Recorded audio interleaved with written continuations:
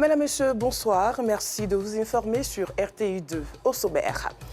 La CAN 2023 à l'honneur dans ce journal. Plus que 8 jours et nous ferons une incursion dans l'univers des revendeurs de maillots.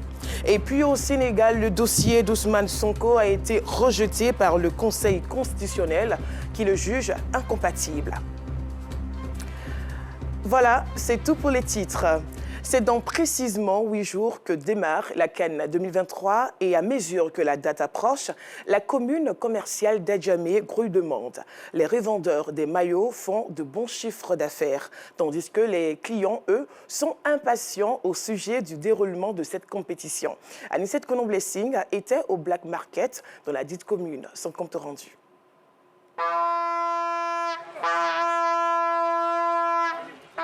Plus que 8 jours avant le coup d'envoi de la CAN de l'hospitalité Coupe d'Afrique des Nations, la commune d'Adjamé présente un visage assez festif à l'approche de cette messe footballistique.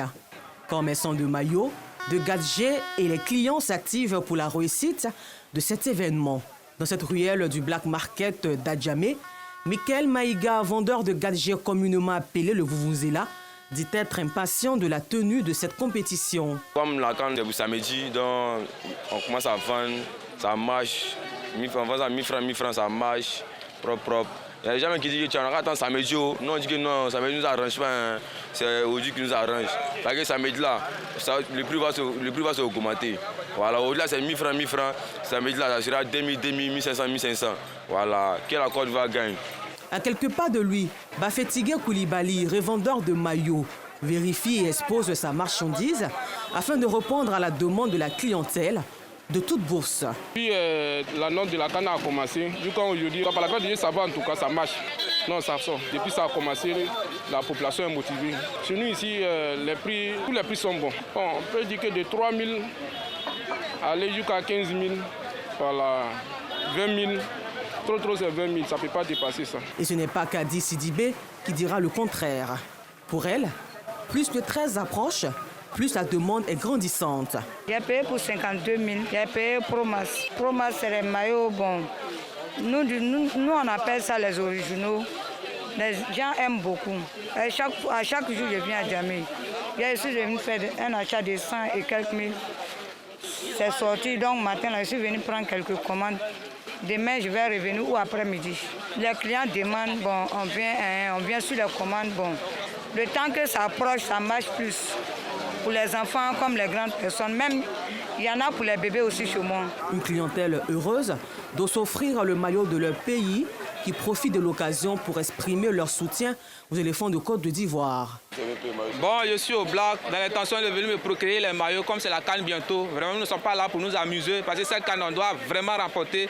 Donc, je mobilise comme ça tous ceux qui sont encore à la maison, qui n'ont pas encore acheté ce maillot-là, de venir maintenant acheter leur maillot parce que vraiment, on doit gagner la CAN encore. Si les choses se passent bien pour Bafetigé Koulibaly du côté du Black Market d'Adjamé, ce n'est pas le cas chez Adé, au quartier Forum, qui trouve l'atmosphère morose. Pour le moment, c'est un peu bizarre. Quand ils m'ont dit, on ne voit pas trop le tigre, qui viennent beaucoup, mais ils ne demandent pas trop les maillots de Côte d'Ivoire. Ils viennent demander les maillots SEM pour pouvoir l'imprimer là-dessus. C'est ce qui se passe pour le moment. Prévu pour le samedi 13 janvier, les populations sont déjà prêtes pour le déroulement de la CAN de l'hospitalité 2023 en Côte d'Ivoire. À cette CAN 2023, tout est mis en place pour attirer l'attention des visiteurs. Les préparatifs vont au-delà des enceintes sportives. Les grandes surfaces sont prêtes. Maillots, médailles, casquettes, entre autres, sont aux couleurs de tous les pays en compétition. Le reportage d'Idou Fofana. Dans cette grande surface située dans la commune d'Adjamé, la Coupe d'Afrique des Nations s'annonce déjà. La majorité des rayons sont aux couleurs de ce grand rendez-vous sportif, la CAN. On y trouve des articles de tous les pays qui participent à la compétition. Drapeaux, casquettes, maillots, bracelets, médailles, entre autres. Nous sommes venus acheter le drapeau des autres pays aussi, pour montrer que nous sommes venus accueillir tout le monde aussi. Donc tout le monde peut rentrer, tout le monde peut venir dans le pays pour s'amuser. Je suis venu pour chercher des gadgets concernant la CAN et puis supporter mon pays. Ce tournoi permet de rehausser un peu le sport d'abord en général en Afrique et puis en particulier en Côte d'Ivoire. Parce qu'en 1984 déjà, nous avons organisé la première fois.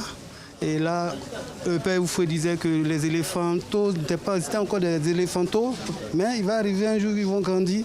Je pense que le moment est venu. On a déjà 2 étoiles. Il nous reste une 3e étoile. Et cette année, je pense que si on essaie de booster un peu, nos joueurs vont aller loin. Pour l'un des responsables de ce supermarché, les préparatifs de la CAN ont débuté bien avant les fêtes de fin d'année. On a commencé à préparer la CAN bien avant même le mois de janvier. On avait commencé à envoyer tout ce qui était accessoires, t-shirts, maillots, les médailles. On avait préparé un peu tout ça avant l'événement parce qu'on savait que le monde allait commencer à arriver par rapport à la préparation de la CAN. Du coup, on a commencé à envoyer les affaires bien plus tôt pour pouvoir préparer les clients à se préparer eux-mêmes pour l'événement avant que ça ne débute. Tous les travailleurs du supermarché sont également aux couleurs du drapeau ivoirien.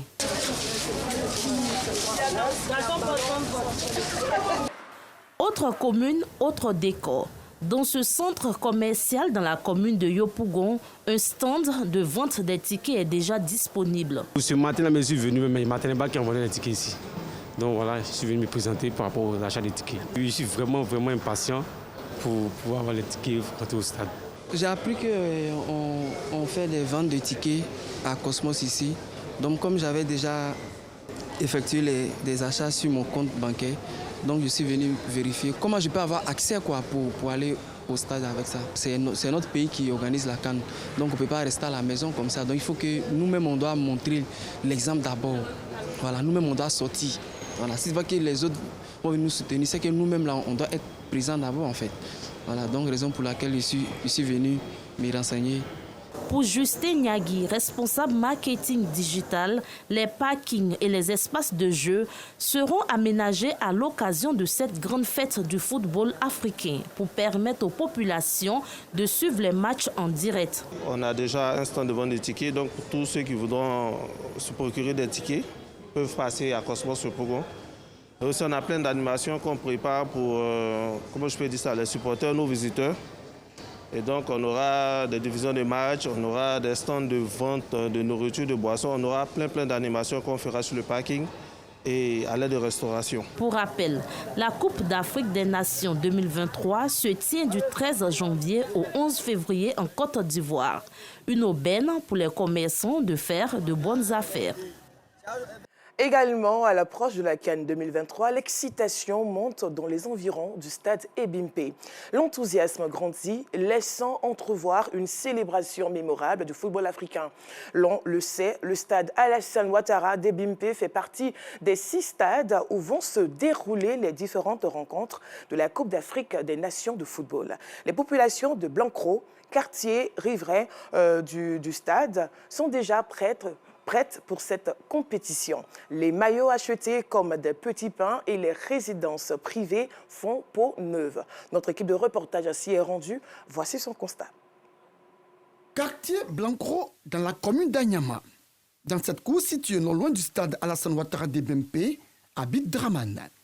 Pour permettre aux membres de sa famille de vivre la Coupe d'Afrique des Nations CAN 2023, il décide de leur offrir des maillots de l'équipe nationale. Et à 8 jours de l'ouverture de cette grande fête du football africain, chacun est appelé à essayer son maillot pour supporter l'équipe nationale, les éléphants de Côte d'Ivoire. Je suis déjà prêt pour accueillir la CAN. J'ai payé le maillot pour la famille, maintenant puis mes enfants. On a déjà les tickets, on est déjà prêt. Donc ça reste maintenant le jour de commencement pour faire l'ambiance. À quelques pas du domicile de Draman, devant cette cour encore plus proche du stade, c'est tout petit. Sous le regard des parents, se livre à une partie de Maracana. Et quand un but est marqué, c'est la joie totale.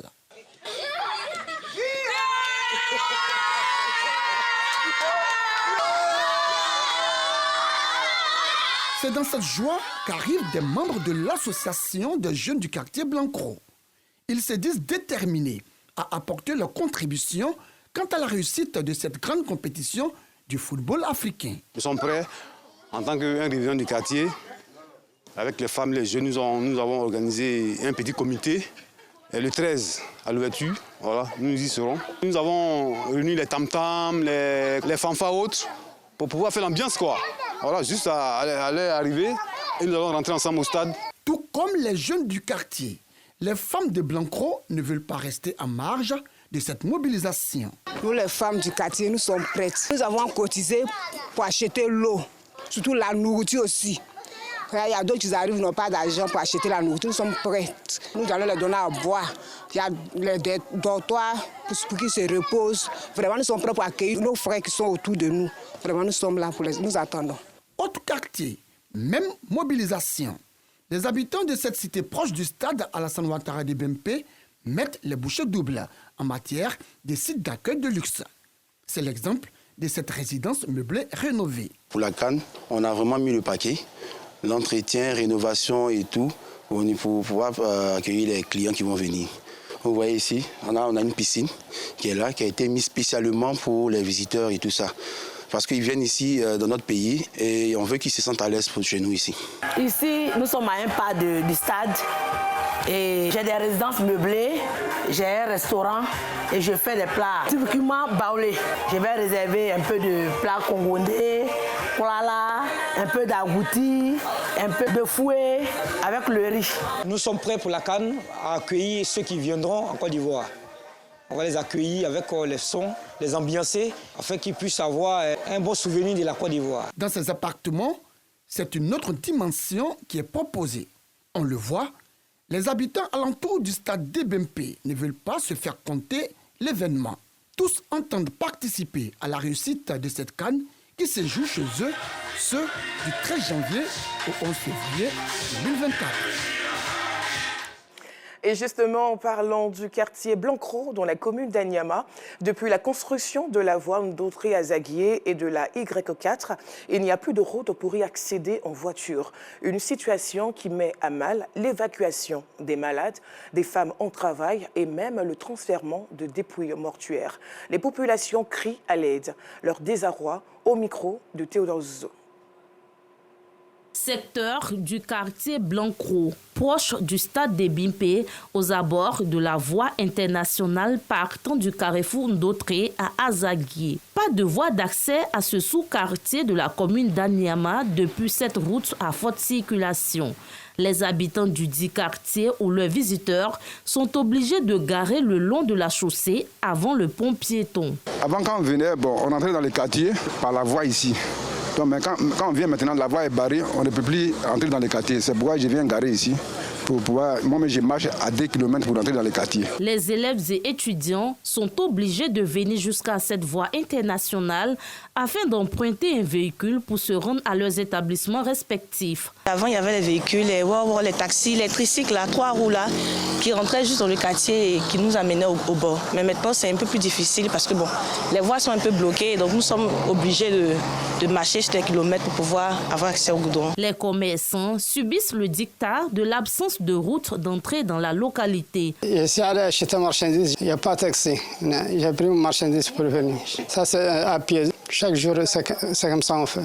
On nous laisse en terre rouge. Pour rentrer dans le quartier, nous sommes en difficulté.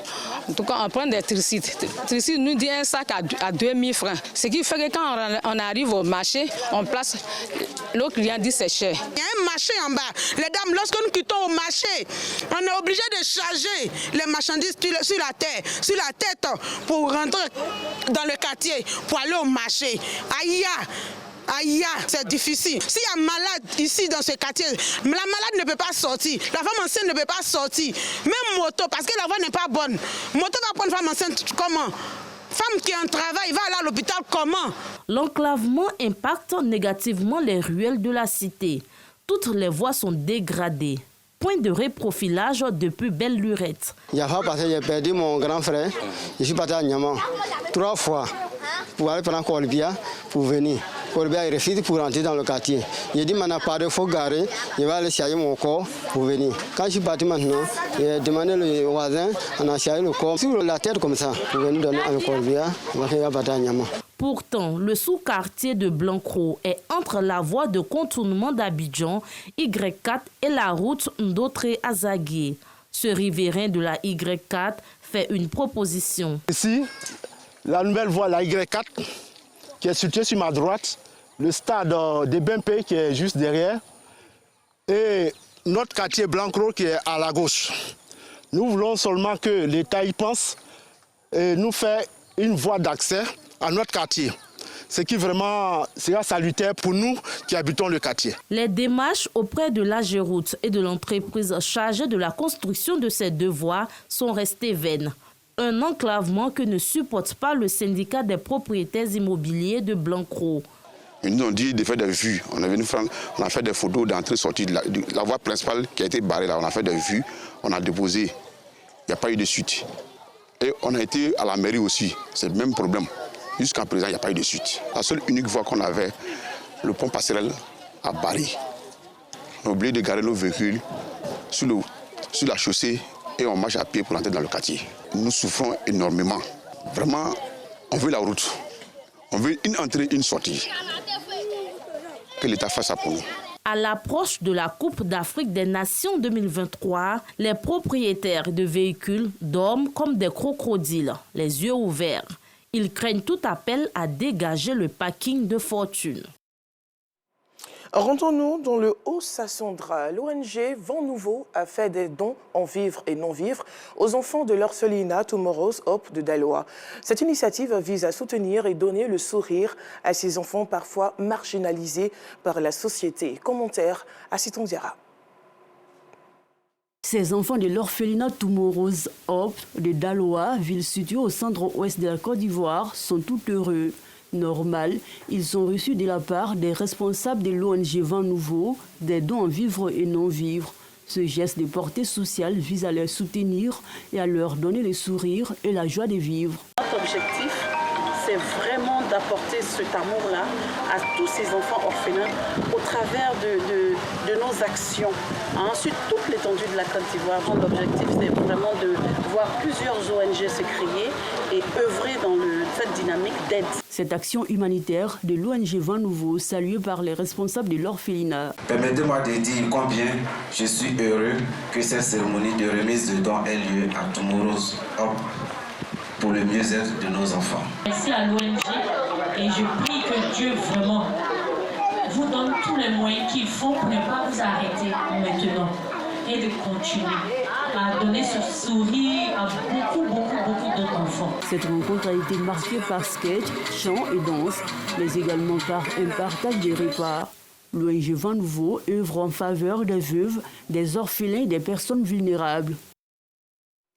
L'actualité, c'est aussi le Sénégal. Le Conseil constitutionnel qui étudie les dossiers des candidats à l'élection présidentielle du 25 février 2024 a rejeté celui d'Ousmane Sonko au motif qu'il est incomplet, a annoncé un des avocats de l'opposant ce 5 janvier. Le leader des patriotes africains du Sénégal pour le travail, l'éthique et la fraternité avait par ailleurs vu la veille sa peine de 6 mois de prison avec sursis pour diffamation confirmée par la Cour de cassation, remettant déjà en cause son éligibilité. Et pour terminer, en Afrique du Sud, l'ex-champion paralympique sud-africain Oscar Pistorius est sorti de prison ce vendredi et est maintenant chez lui placé en liberté conditionnelle près de 11 années après le meurtre de sa compagne. L'ancien athlète de 37 ans amputé des 2 jambes, condamné pour le meurtre et qui a purgé plus de la moitié de sa peine, a quitté en début de matinée la prison dans la banlieue de la capitale Pretoria. Et voilà, c'est la fin de ce journal. Merci de l'avoir suivi et bonne soirée sur RTI2.